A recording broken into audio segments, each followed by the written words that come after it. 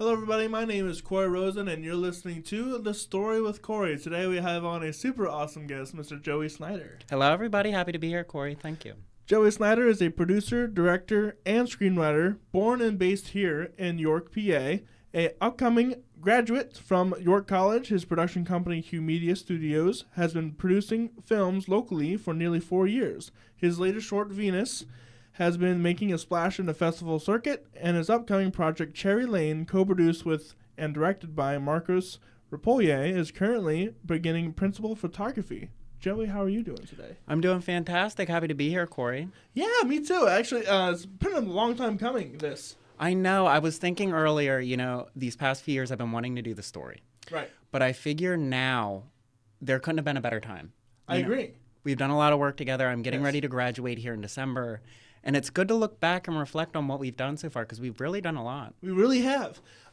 Just to give some background info, me and Joey have been working together since pretty much the inception of Humedia. Yes, my freshman year in college. Yeah, and that's kind of crazy to think about it now that it's been about 4 years or so. My gosh, yeah, it went by in a blink. Yeah. The story goes that you had hired somebody to do the music. Correct. Wasn't quite cutting it out, and that guy knew me, brought me in, and from the first minute I hit a piano chord, you're like, that's the guy. Yeah, that's exactly how it happened. We were in the studio with who was going to do it initially, and it was like Emotions is a 40-minute noir-inspired film, and initially we wanted to have kind of like a Kurt Cobain-style scoring for it, like grungy guitar. And who we were collaborating with at the time, we got into the studio with him, and he couldn't really find his groove with it. And we were there for a few hours. He was getting frustrated. He was a little bit apprehensive because he really wanted to nail it, but he's like, I know a guy. He called you in. And I'll never forget when you walked into the studio, you introduced yourself, and I gave you a little bit of a snapshot of what I was looking for, and you sat down right in front of the piano, and you said something like this. Yeah, that's exactly. And it was off to the race, so we've been working together ever since. Yeah.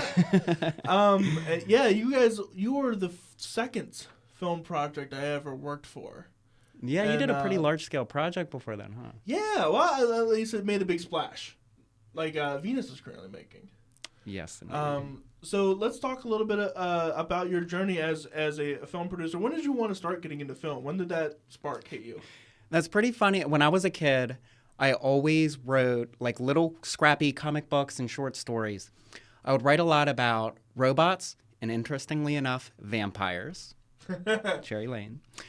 So I'd write a lot of that kind of stuff. And I remember when I was maybe like 8 or 9 years old, it was really late one night. And on the television, there was an ad for The Bride of Chucky. And it horrified me. It absolutely horrified me. I couldn't sleep for weeks. And I remember I was at FYE with my babysitter, and I saw they had a DVD box set of the Chucky franchise. Mm-hmm. And I thought to myself in that moment, I'm like, I got to confront my fear. I got to face my fear. So I apprehensively bought it, she bought it for me because I couldn't afford it. Sure. Got back home, and to watch them, I had to watch them with the director's commentary on from Don Mancini. And I watched the first one with the director's commentary. I was able to make it through the film, but I was so enthralled about every detail that it took to bring that to life. He talked about the set design. He talked about the robotics, the performances. It just really captivated me. So I watched that back to back. I would watch it with my friends and recite and point things out like, hey, to get this shot, they had to do this, that. They'd be like, shut up, Joey. We're trying to watch a movie. But yeah, ever since then, I got really fascinated with the art of filmmaking, and I took my writing there and started making scripts. And where does that take you? So I started taking master classes during the pandemic. Because Good time to start doing that. Yes, indeed. Whole lot of nothing to do, so I started taking master classes. I took Aaron Sorkin's master class, and that's how I started off. And he is a screenwriting legend. I learned a lot from that, took a lot of notes. And a good friend of mine, Sky, shout out Sky, love you. We were having a conversation, and she said, Joey, have you ever thought about going to college? And I said, not really. I never thought that I would ever go. I thought that I would be, I always wanted to start my own business. I always had different ideals. And I said, no. And she's like, you should really consider it. Start looking into some film programs. So lo and behold, I look to York College and I see they have a film program. And I enrolled. And that's sort of when everything kicked off. One of my first courses that I took was screenwriting with Professor Olney. Shout out Olney.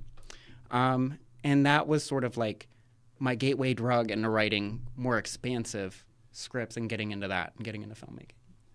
So do you have any of those early film scripts that you would like to revisit at all? You know, maybe. I've been kind of looking through them and kind of picking apart.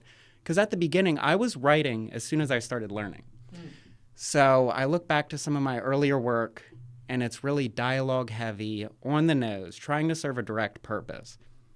But that doesn't mean that there isn't little pieces that could be picked from them. That's what happened with Venus, interestingly enough. You know, it started with the seed of a concept about an organ harvesting femme fatale that I didn't quite, but I found it in my story file from the beginning of when I started screenwriting and brought it back to life. So I think like that, like combing through them, finding the gems, you know. I noticed you have a tinge for a thriller and horror. Yes. You know, and the world naturally in itself is a very scary place. Oh, yeah, 100%. So I like to explore that, you know, and some of it might have to do with my early fascinations with slasher films. But, where it comes from. but I also like grounded narratives that expose the fact that evil isn't good and evil isn't necessarily black and white. Sure. That there's a gray area that lies between, and it's more common than most would think. But yeah, I think that's a lot of my fascination with it is I'm inspired by reality.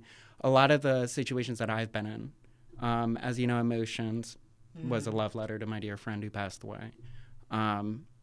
So yeah, a lot of it has to do with my inspiration from real life. Well, let's take a little bit of a deep dive into Emotions. That was your first film project, correct me if I'm wrong. Yes, it is. So tell me... No, actually, let me backtrack. Oh, sure. We did Hurry Up and Wait. That's Hurry right, Up and Wait. Yes, we did Hurry Up and Wait. I wasn't a part of that one. Yes. Now, that was... We can get right into Emotions because Sure. that's where I started with you. But tell me about Hurry Up and Wait, because I don't even know anything about it. So Hurry Up and Wait, that's when I was taking my first screenwriting course, and we had to write a situational short. And I wrote something, again, inspired by true life, about a situation I knew where, long story short, somebody got into a car accident that they caused, but they ended up benefiting from it. And I was really sickened by that, so I wrote this narrative kind of surrounding it. And we shot it. A lot of it we shot at the Yorktown Hotel. They were very accommodating. Shout out to the Yorktown Hotel. They gave us a suite for us to store our equipment and have our meals. But yeah, it was about, I want to say like an 8-minute short film. It was a good learning experience. It got me excited to get into something a lot more personal like Emotions. Let's say you started with an 8-minute short film and jumped right into a 45-minute film. When I started writing that, gosh, I had no idea that it was going to end up being that long. But again, a lot of that has to do with the fact that I was in an earlier stage of my screenwriting career. So if I were to write Emotions now, probably would be around like 20, 25 minutes maybe. But we were pretty much careening into feature territory with that. Yeah, pretty much, yeah. Yeah. So what was that like? Tell me about the process, because that was like your first. I mean, sure, Hurry Up and Wait was like your first one, but like I feel like Emotions was way bigger of a deep dive. Right. So it started out with an inkling, like a lot of it's inspired by the death of my friend. Won't get too deep into it. See Emotions. It could kind of key you into a lot of it because it's very YouTube, similar. Right? Yes, it is. Humedia Studios YouTube. The whole thing's available. But the circumstances surrounding his death, my friend Jeff's death, were really mysterious and vague, and it always really angered me. So I was inspired by that to write a heightened version of that narrative, staying true to what happened to him, but kind of posing some what ifs. What if this crime was investigated further? What if there were somebody standing behind this crime trying to put the pieces together a lot more? Because in the real story, it kind of frittered away. Everybody forgot about it. There was no further investigation. I was really inspired by that to flesh out this narrative. Yeah. And that was kind of the crux of Emotions. And I wanted to lean into, as you mentioned, I'm really fascinated with like thriller horror. I'm very fascinated with noir too. Yeah. Yes, and the kind of classical Hollywood feel, the exploration of fate and morality. I was influenced by that a lot to craft a noir narrative kind of centered around the story. And I think it fits well because of the crime aspect. I agree. Yeah, no, that was really interesting. It's all black and white, except for certain snippets that serve the story. Yeah, we shot some on VHS. Yeah, that was pretty cool. But yeah, I really enjoyed working on that. As a second film project, it was kind of big for me, jumping in from what the previous one I did was 24 minutes, doubling that now. My gosh, yeah, you know, going from Hurry Up and Wait, it was a crew of like 6 or 7 we have for that. But with Emotions, we would have days where we were shooting and it would be upwards of 15, 16. It wasn't always like that. It would vary a lot.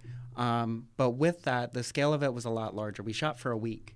A week straight over the summertime.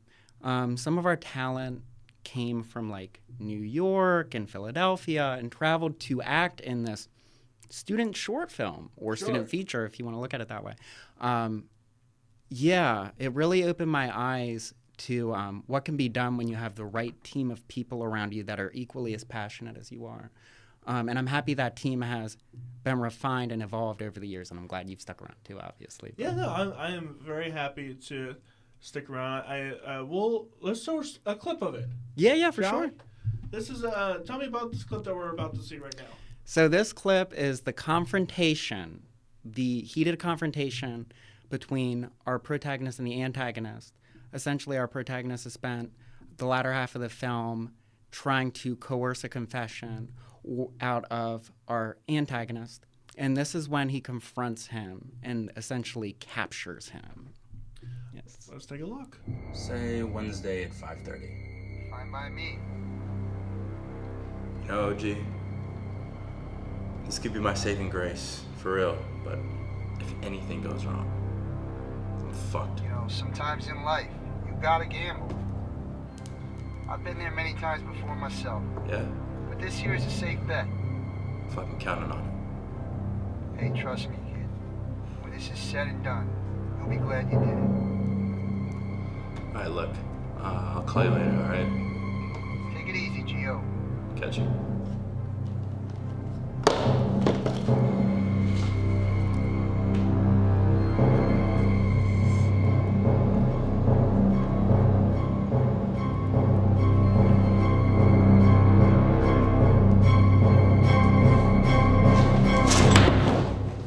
And that was a clip from Emotions, which you can find the full-length version on YouTube. Humedia Studios. That's right. And if you like that score that you just heard, you can find all the score on Spotify out now.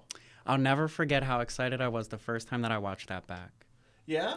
Much like a lot, because we collaborated on this. We met in the studio. We did a bit there. Yes. But much of our work was done remotely. Yes. So you would send me files oftentimes later in the evening when you would work, and they would come through, and it would be like Christmas when it came through, because I never quite knew what to expect.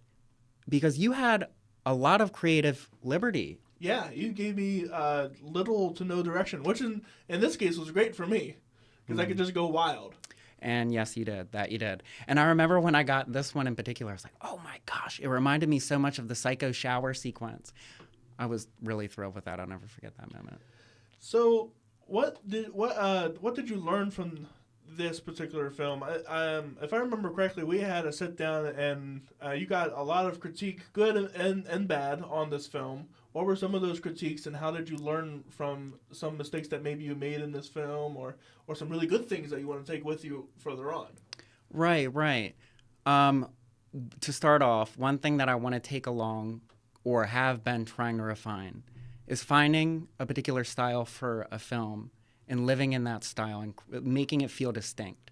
Emotion was like a taste of that, and I feel like Venus, I took those lessons and tried to create more of like a brand identity behind the film. But it was good to learn that. But I learned a lot through mistakes and emotions. And to start off with screenwriting, dialogue. Extensive dialogue, and a lot of it was on the nose. There was no real subtext. Sure. You know, like the scenes served their function. They got to the end of the plot. But I learned a lot about screenwriting through getting critique back from that. Like, you should explore characters saying things without saying them outright. Right. I've been doing a lot of reading about Ernest Hemingway lately and his iceberg theory about subtext that really kind of dials in on leaning into the unsaid rather than what's said overtly. Another thing, as we kind of got into with emotions, is dealing with productions of a larger scale. Like having a tight schedule, making sure, and this is one thing I really learned, we had an actor come from New York. He was incredibly talented. He played Geo.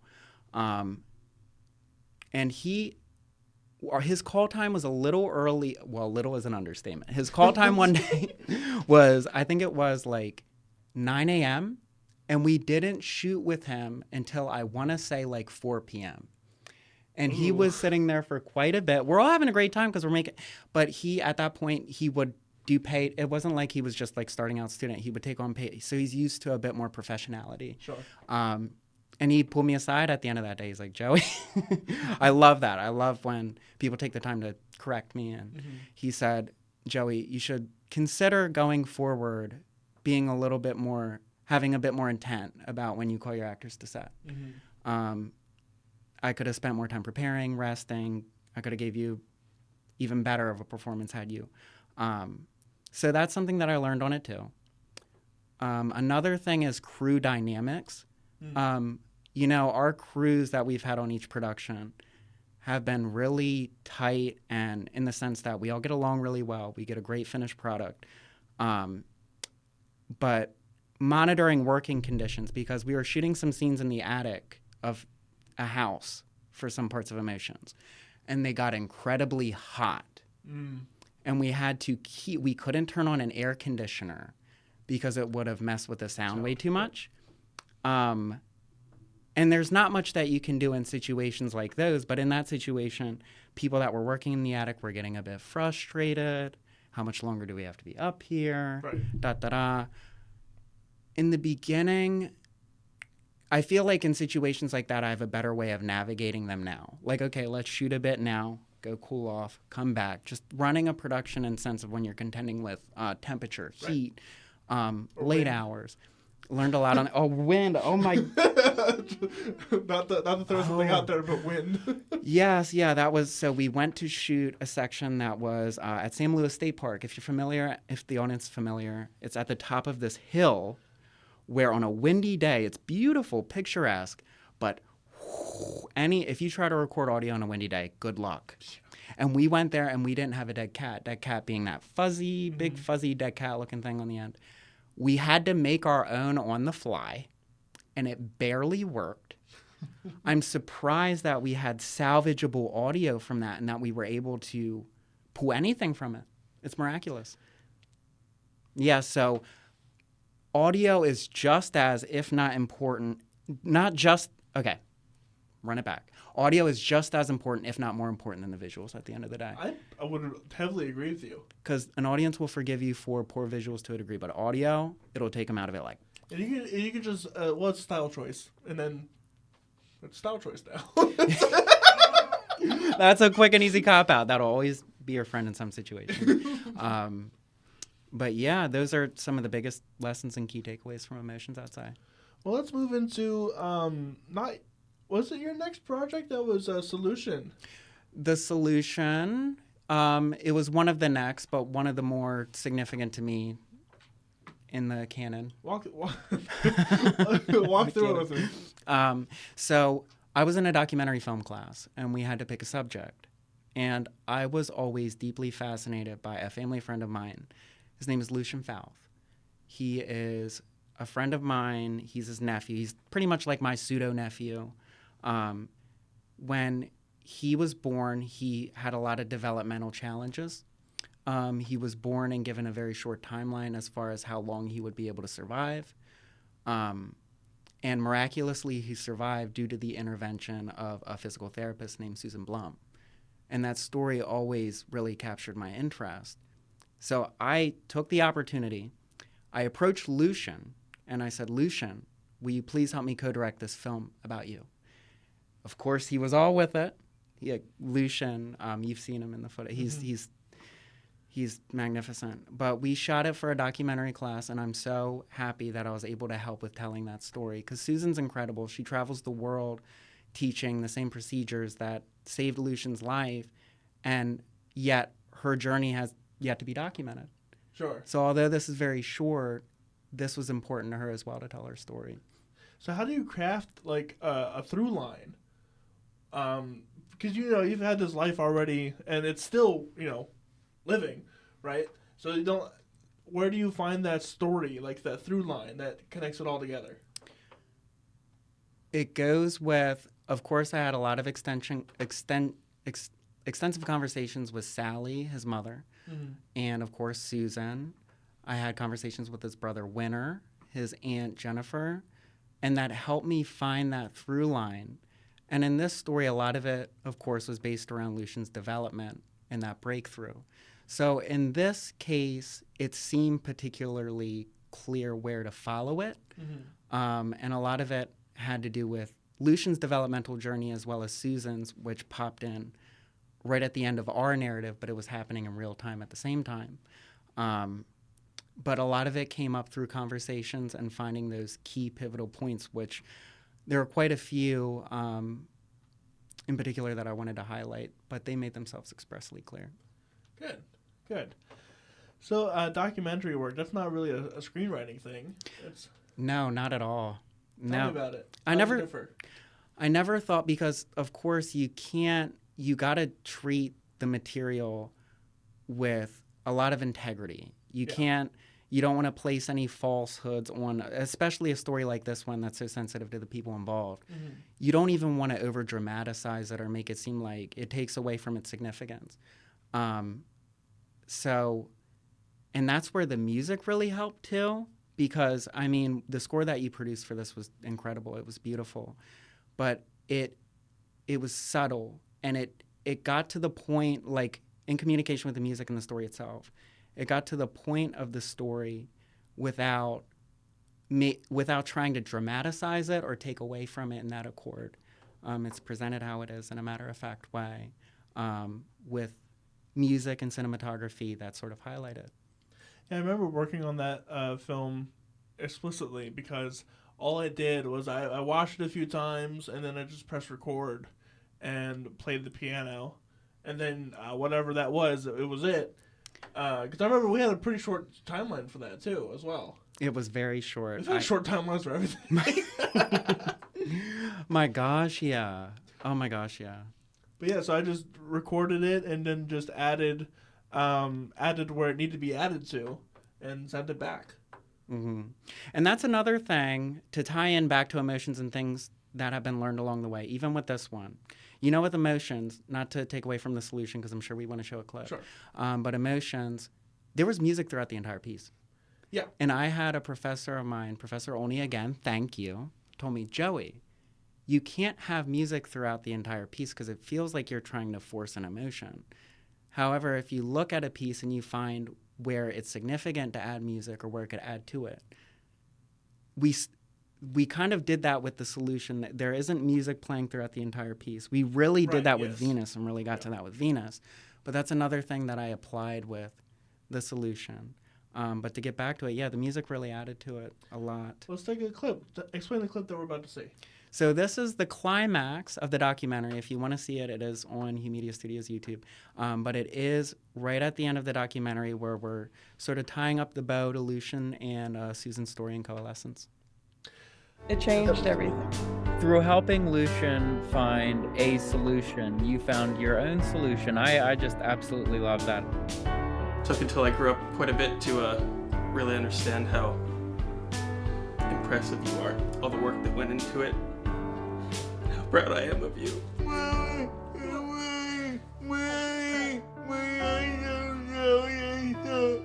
What? Lucian, we are so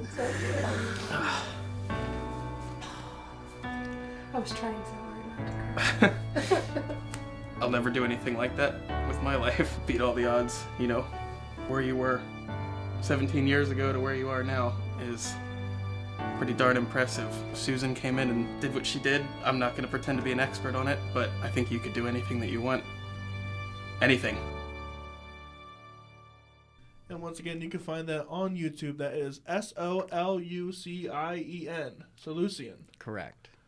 Little fun play on words there. Yes, I love wordplay. Yeah. Yes, I do. I hope so for the screenwriter. Yes. So let's talk about Venus, your most recent endeavor in filmmaking. Yes, indeed. Where shall Or we at least most recent finished product. Yes, because there's some in the can, but most recent finished work. So tell me about it. Back to kind of like your thing, which is slasher, horror. Oh, yes. And this was one of your first collaborations with another filmmaker? Yes, yeah. We kind of did some work together before, but this is our first full-tilt collaboration with my dear friend Marcos Repollè. He's a very talented cinematographer, actor, director, producer, visual effects artist. You name it, he can do it. And when I met with him, we gelled really well because he's like a cinematic craftsman, and I'm like a production powerhouse. In my way, I'm learning, as is he. But we coalesced really well by that accord. And Venus is our kind of flagship collaboration. And I was really excited to go on that journey with him. Yeah, that was a fun one to take part in. Tell me about the storyline, how that came about. What were some of the maybe problems or issues you came up with during? Yeah. So, if any, you're aware, like we've touched on, my fascination with horror, slashers, thrillers. Like I mentioned earlier, a lot of my early fascinations had to do with slashers. Mm-hmm. And I wanted to create a slasher, but I wanted it to be psychologically grounded. I wanted to try to create a character that could potentially be as iconic as, say, a Freddy or a Jason, but with a layered psychological depth. And Venus is my kind of teasing and foray into that. The narrative itself, it's surrounded by this sort of womanizer who is swooned into the arms of this mysterious woman after violating an important relationship to him. A lot of the film is based around the conversation between the performative and deceptive nature of identity. Right. I wanted to explore that too thematically. So yeah, Venus is highly stylized, yes, in some ways, but at its core, it has to do with infidelity, deception, all things that I'm really dedicated to thematically, fascinated with exploring. And you guys got a pretty good song. Yes, we did. We got Man-Eater by Hall & Oates for it. I remember when you got that, you were like, yes! I was really pumped. I was super pumped. Because that was kind of like the whole theme around the whole film, was that song. Yes, because I remember it was around the time that, like I mentioned earlier, I was kind of going through my archive, and I saw some notes about a psychologically motivated slasher femme fatale. And while I was spinning this narrative up, I was actually at a diner, and I heard the song play. And I thought, this would be wonderful to put in this film, but I could never afford it. Right. That was my first thought. I'm like, there's no way that I could afford it. But then I thought, you never know unless you try. Yeah, absolutely. So I sent an email out to Sony, which became 64, 65 emails back and forth with a wonderful woman, Tracy, and we got the rights. And I was my head was spinning. I didn't think we were going to pull it off. I didn't think we were going to be able to afford it too, but thank you, Sony. Yeah, that was wonderful how all that came together, because it really does tie in with the film stylistically, thematically, the lyrics, cherry on top. And with that came a lot more control over the film itself that I noticed, especially on my end. Mm-hmm. So walk me through that process of like, for an example, emotions. You kind of gave me creative liberty to do whatever I wanted. Great. This one, you gave me very specific instructions. Yes. This time around, especially in the beginning, I really wanted a vibe that was akin to like a Fincher thriller style. Something that had kind of like a pensive undertone, very specific kind of sound. I sent you quite a few reference tracks for this one, as opposed to, I think I send, for previous projects, I always send you London by Robert Glasper, without fail. Always pops up. But this time around, London No, it wasn't on there. That's right. It was not But a pretty extensive list of tracks that have this kind of ambiguous, kind of gritty. I'm trying to think of a better way to word it. You could have probably worded it better than myself. But synthy 80s heavy stuff. yes. Yeah. And again, you captured that flawlessly. And in the clip that we have for today, in particular, the complexity of the composition, like when I hear that and I hear emotions, I see a growth. Oh, yeah, 1,000%. I see a growth, and I'll never forget when it was me, Marcos, and Sophia, who plays V in the film. We were listening to it, and we were like, oh, because this is the first time Marcos experienced getting a track back from you. Mm-hmm. And I'm like, here we go. And I'll never forget, we were in the senior suite at the college. They have this editing suite for us. And oh my God, it was one, because I've had so many of those experiences myself, but to share it with them, it was pretty cool. Yeah, I remember composing that one in specific. I was so happy when I figured out there's a kind of a theme that runs throughout the entire thing, and the entire film. It goes boom, boom, boom, boom, boom, and it's like really groovy, and it's just that bass synth that goes on in the whole thing. And I was so ecstatic when I made that. I was like, "This is it. I hope Joey likes it, or else I'm gonna throw my computer." It captures the tonality of it perfectly, especially in those scenes where we don't want a lot of instrumentation. Mm-hmm. It was just enough to give it that kind of grit and that atmosphere. And then, especially with this scene, I like the chords that I play on top of it. Because you're right, it is way more complex. Mm-hmm. And I have been trying to be more intentional with the complexities of the music that I make. I just released an album called Genesis, and it's a lot of my previous works done in college. And you can, it's fun to kind of go through that because you can see the growth that really happens. It's an eclectic mix. It's an eclectic mix that I have there, but especially with the stuff that I'm coming out with now with Venus and then some other projects I have coming up as well. It's been really forcing me to dive into synthesizers, which is something I haven't really done. Mm-hmm. And then with that, creating that atmospheric but also melodically driven thing, because when you look at that piece, this scene that's coming up, you can just feel the sadness and the weight of the decisions that he's making. That's why I call it choices. Yes, you're great at naming these. And then when it cuts to Rebecca in her car, you guys will see it. That tonal, it's magnificent. Let's take a look at it right now, shall we? Yes.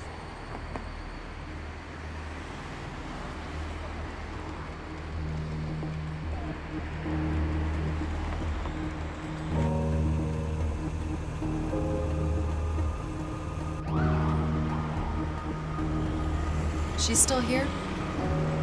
Her loss.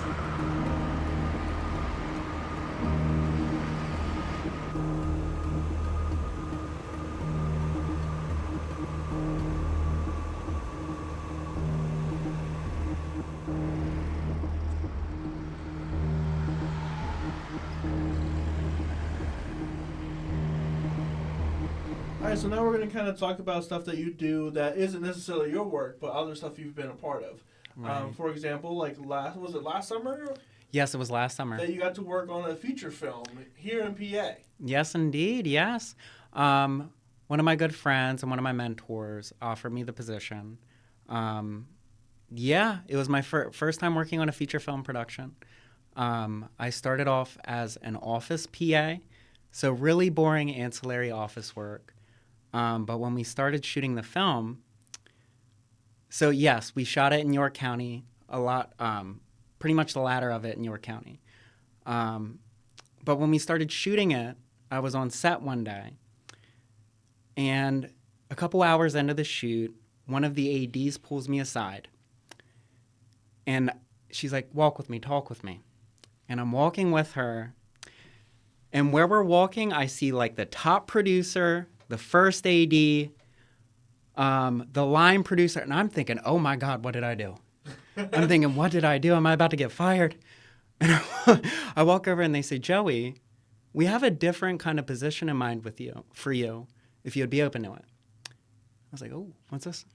And they said, working with the talent. what would I be doing? Oh, essentially getting them through their day, making sure they're where they got to be on time. They're going through hair and makeup. All of their needs are assessed.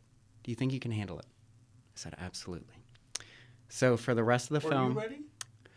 I said it, but in that moment, I'm like, am I? I have no idea. We're going to find out. Straight up got thrown into the fire on that one, but I jumped into it very willingly. Do it too. Oh, yes, I jumped into it very, very willingly. And the first few days, it was a lot because, I mean, like any sort of scheduling like that could be really meticulous, especially on a film shoot that was as demanding as this one was.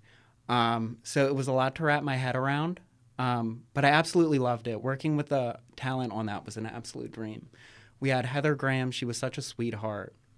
Lovely. We had dance parties in her trailer pretty much every day.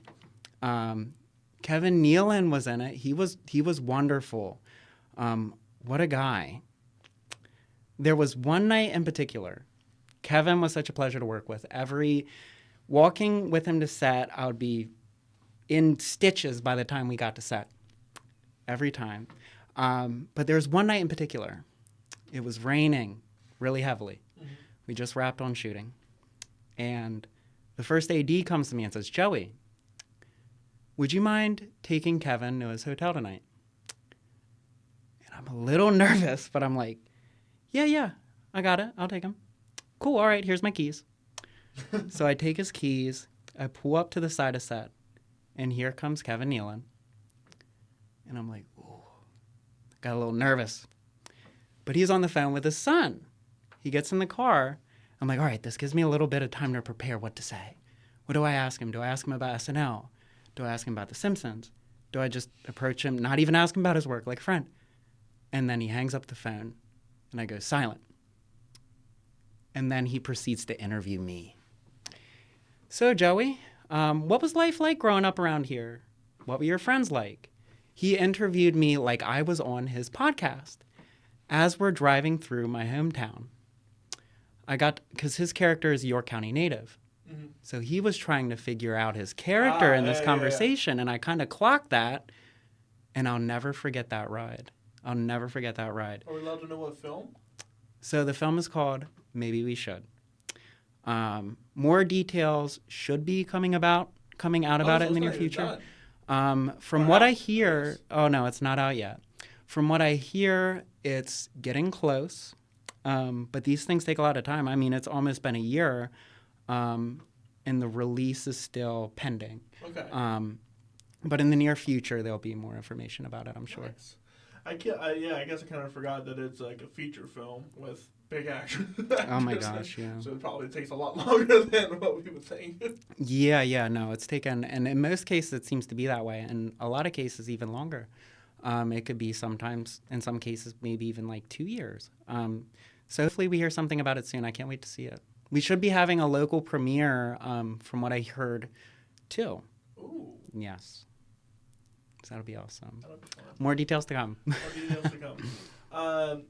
We had, and from that, you got to go to some really cool award show. Yes, I did. I made a really great friend on that shoot who brought me out to LA for the BET Awards to work production. When he would text me about it and say, Joey, would you want to do something like this? And I thought, of course. But I didn't believe it. It seemed like... It seemed like a far-fetched dream. Yeah. And I'm like, of course I'll do it.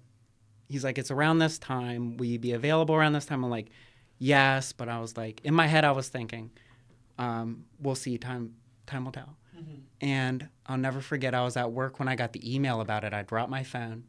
My good friend Matthew was there working with me that day. I said, Matt, I'm going, because he knew that it might happen. Yeah. And then I shipped out. What was LA like? First time there? So, if you can't tell already, anything to do with Hollywood cinema, Hollywood history and cinema, I'm fanatic.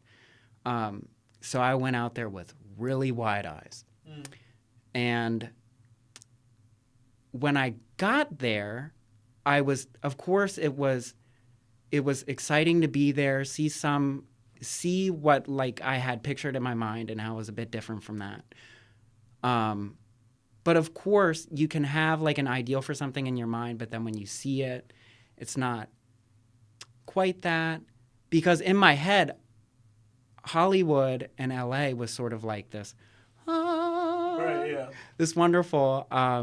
But at the end of the day, it is a city that has its own issues, its own sort of problems.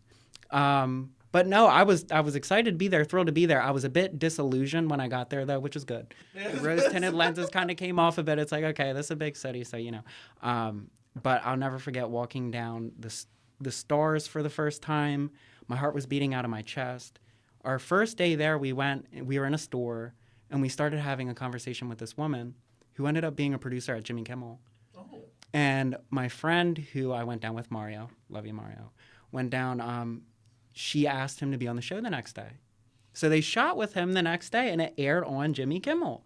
And they shot a bit. We saw her a couple days later. We're walking right outside of, like, the theater where they have the Oscars at. And Jimmy Kimmel's right across the street. And we're walking down, and we see her again. And she's like, Joey, do you want to go today? And I'm like, for sure, because they had the camera out, and they were doing street interviews. And I said, for sure. And they had this kind of game show where it's like, guess this person. And I guessed, and they were all Hollywood, like there were directors and actors and stuff. So when we shot, we start rolling on it, and they're like, tell me who this is. And I nailed it every time. I'm like, that's Guillermo del Toro. That's Pampada. And I answered them all correct, and I think that's part of why they didn't air it. I have the photo of us when we were shooting it, but it was like, it wasn't funny because I answered everything. It's like, it's not that. It was just, it was like the questions that they asked me was like, oh, can't you? Even in that moment, I'm like, there's got to be one. But it was just like, by chance, they asked me, like, to identify people that I knew very well. So either way, but when we got out there, yes, it was wonderful. The first few days, disillusion. But then the ICE riots and raids started happening. Oh, really? Yeah. So a couple days in, it started happening. We were staying at the Biltmore Hotel, which was really cool because they shot a lot of movies there. They shot Ghostbusters there. It was wonderful staying there. But we were kind of safe where we were at when it started. But by the time that we were getting ready to leave, they were boarding up the windows to this hotel because they kept pushing the curfew in the city to try to avert it, and it kept getting closer to us. I'll never forget one night, because when we were working at the award show, we were so locked into what was happening. I'm not just talking about myself, and I'll get into this in a second. It's like at all levels, we were so locked into the production of this that a lot of us were kind of ignorant to what was going on outside. So there was one night in particular that I remember. It was like 9 o'clock at night. We're wrapping up for the day. This is during the pre-production of it. And there was a bunch of executives in the lobby of the Peacock Theater sitting crisscross applesauce, watching the news like this, like, oh, what are we going to do? Full-on panic. My boss comes up to me and says, hey, do you think you can walk the chief of staff from Jesse Collins, which is the production company that puts it on, back to her hotel? This very sweet woman. And I'm like, yeah, absolutely. So I start walking with her. And when we're walking, I mean, there's police in full riot gear with those riot rubber pellet guns. There's glass cascaded in the streets. We walk by the Zara as people were going in and out of it. And we're having this very casual, nonchalant conversation because I'm just trying to keep her calm. Right. And it was so bizarre, like police walking right in front of us, and we're just having just kind of a regular conversation, but I'm happy that I could get her back to her hotel comfortably. That's good. But yeah, so it was a bittersweet, crazy time. Have you ever been to New York? No. I was going to ask you which do you like better. Yeah. Well, there was LA for now. There was one day, you see, when I was working that, I was working in the production department. So my badge was all access. So I could go into the dressing rooms, backstage, private rehearsals. And there was a day that I was looking at the schedule for the day. And I saw about 20 minutes from when I was reading it, it said on the sheet, Mariah Carey, dash, and bolded in capital letters and underlined, close rehearsal. Cory, the first thing that I thought when I read that is, not for me. Not for me. So I walk up to the security, flash my badge. She lets me right in with a little smirk, I walk in, and one thing that came to mind, my friend who I went out there with said, Mariah in her closed rehearsals is apparently, allegedly, vicious, and that's because she's meticulous about her performance and curating her performance. Of course, yeah. So if she sees somebody in that room that doesn't belong, she will fully stop. What are they doing here? So in knowing that, or at least hearing it, I go to the way back of the theater, and I'm like, I'm going to watch this. And I'm sitting in the back. I definitely felt like I wasn't supposed to be there, because I probably wasn't. And over the radio, because I had a surveillance on, like I had a walkie and a surveillance in my ear. And over the walkie, my boss says, Joey, are you in Mariah's rehearsal? And I'm like, oh. And I pause for a second. I'm like, how do I word this? And I'm like, just directly, Joey. I go over the radio and I say, yes, but I'm in the way back. Silence. It's so loud. It's so loud. Yeah, it's so loud, so long. And she comes over the radio and she says, Joey, can you go to the front of the stage and take a seat so at the end of Mariah's rehearsal, you can go directly to this desk and blank, blank, blank. I'm like, yes, ma'am. I stand up. I go across the side, I go around the side, and I sit in the very front row. And she went through her whole performance. If you could look it up online, Mariah's 2025 BET performance. I watched her do that like 5 or 6 times. A couple times with her shades on, a couple times without them. And there was one point in the performance where because there was 12 of us. I mean, the other 11 were like Viacom executives, and there's little Joey over here. And she walks out, and when she made eye contact with me, I was like, whoa. Time stood still. But that was an incredible experience. She was wonderful. Tasked to open the floor for that. That's one of those little things you'll never forget. I'll never forget. So what next? So me and my good friend Marcos, we're producing our first feature film project. It's called Cherry Lane. It's a vampire film. Now, I don't want to give too many details about this film away, because we plan to announce it on December 5th at the Center for Community Engagement on First Friday in York. So if you guys want to join us, I'd recommend coming out. What time is that? So I believe it starts at 6 o'clock. We'll make an announcement here in the coming days with a specific time. I believe there is one post up now with a specific time. But we're encouraging people to RSVP for the event because we want to have an accurate count for food, and we're also doing a raffle. The prize is TBA. Count me in. I'll be there. Yes, definitely pull up. We look forward to introducing the project to the community. We've been putting a lot of work into it. Marcos is he's the Appel Fellow right now. The Appel Fellow. So for York College, they essentially every year they give 2 artists a year-long fellowship to pursue a piece in their respective creative medium. And Marcos is film, obviously. So for his fellowship duration, we're spinning up this film in part in coalescence with his fellowship. So it's, I'm really looking forward to getting into shooting it. We're actually starting shooting it on the 6th of December, like right after we announce it. Yeah. Yes. And in this project, Cory, you know, every project we like to expand the scale. And of course, now we're getting into features. Of course, we plan on asking you to join us on this endeavor. Okay.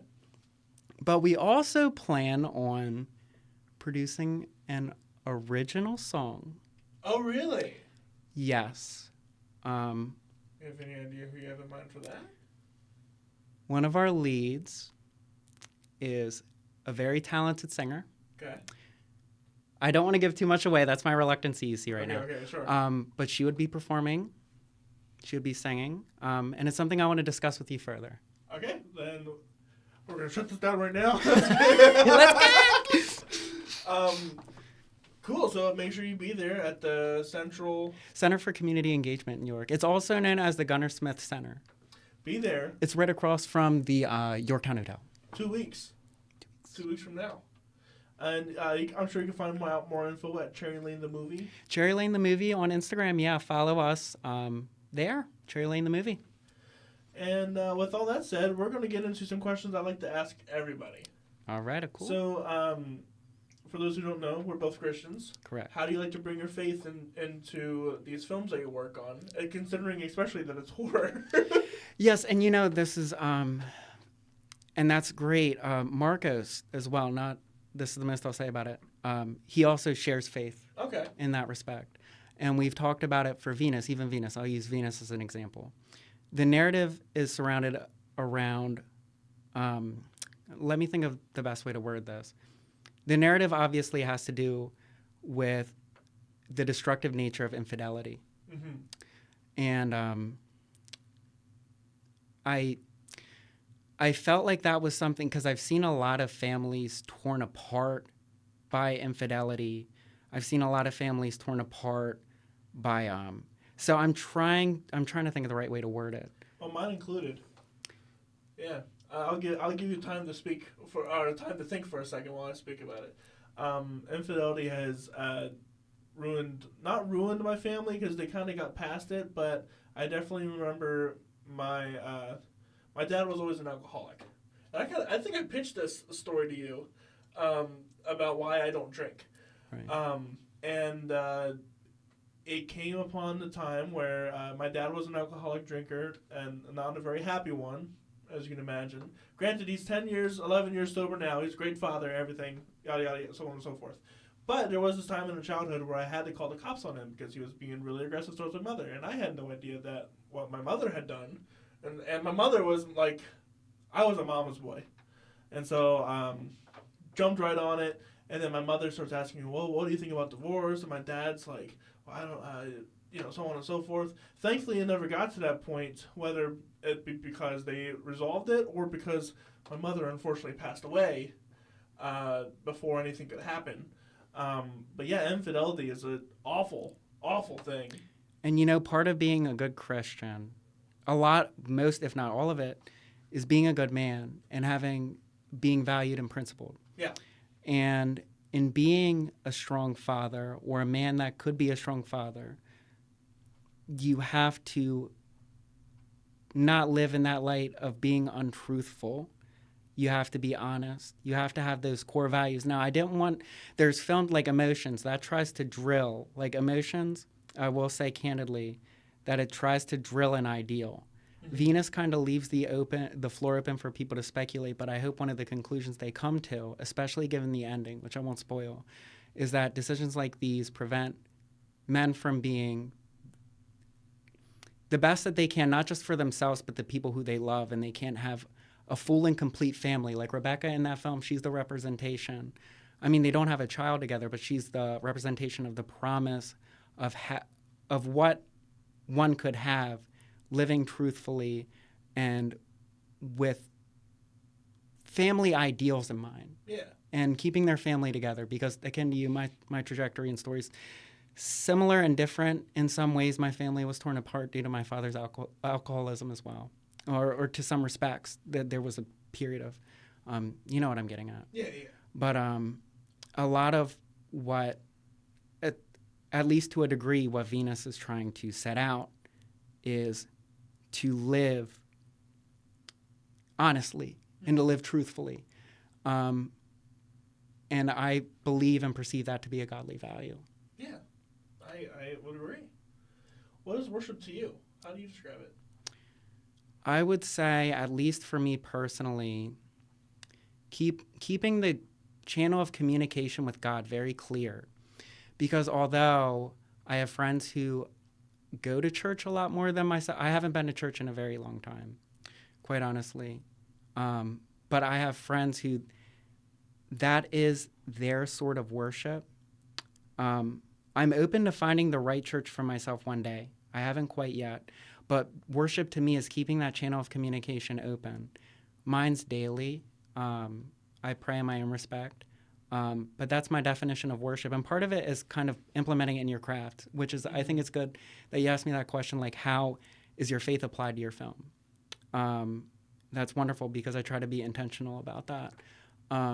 So in keeping that channel of communication clear and in your art, implementing and reflecting these values, and that's my kind of worship. What is one of the biggest mistakes that you've made in filmmaking, and how can we learn from that? I would say probably trying to think of the right way to word this one. That sometimes you might be forced with a quick solution. Well, you might have a quick solution in front of you to solve a problem. But is it always the right one? Is that what we're trying to get at? But it's not always the right one. Yeah. There were people, this is a better way to word it, because I was trying to be a little, in terms of faith, right? Mm-hmm. And surrounding, one thing that I really appreciate about like the crews that we have curated and the team that we have together is a couple of us come from different creeds and faith, but we have at least, like we spoke about, like a godly value, or at least having those attributes, regardless of, we see those values within our core crew. There's been, I don't want to get into like particular name, I don't want to say anything in particular, but there's people that I've worked with before who didn't project those ideals and kind of harmed productions from the inside of it. And what I've learned is surrounding yourself with the right, not to sound cliche, but people who project that energy. In our case, we're talking specifically godly energy, but what we find to be godly values. Making sure that your crew, regardless of their faith, project what those kind of ideals, and having people around. Make sure everyone's on the same page. Yes. In terms of those values. Yes, because all it takes is I'm trying to think of the right word for the right term, but like one hole can sink a ship or something like that, or one. But making sure, especially in film, because it's such a collaborative medium, like film to me truly is the coalescence of all art forms. Yeah. And I would agree with that. and all, if you aren't on the same page, and when I say spiritually, yes, of course, there's people that I openly collaborate with who come from a different faith. Like I have friends who are Jewish, I have friends who come from different religious backgrounds. But at least the values are all in line. There's enough respect. Right. And that's one thing that I learned is really important. That's why I'm so thankful to all the people that I'm openly collaborating with at this point in my career.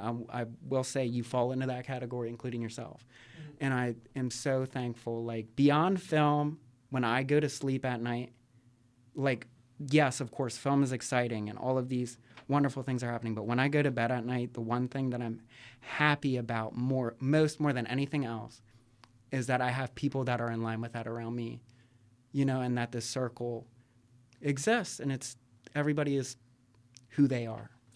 Yeah, I would totally agree with you. It's most important to have people that will have your back and your values. I mean, not to say that, working with people that don't can be great, but if you're trying to complete a mission, it is best that everyone is on the same page. Absolutely.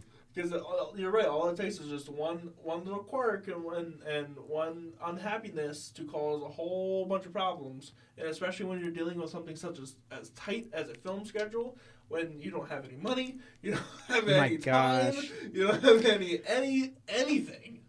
You need those godly values. You need those godly values at those times. I'll say it. Yes. Well, where can people find you at? So you can find me at Broseph Snyder on Instagram. A wonderful name, by the way. Thank you. That one stuck. I don't see myself ever changing it. So Broseph Snyder on Instagram. There's Humedia Studios, my production company. You can follow Venus Short Film on Instagram too. And then also, so that's Venus Short Film. But if you want to stay tapped in with our upcoming project, follow Cherry Lane the movie on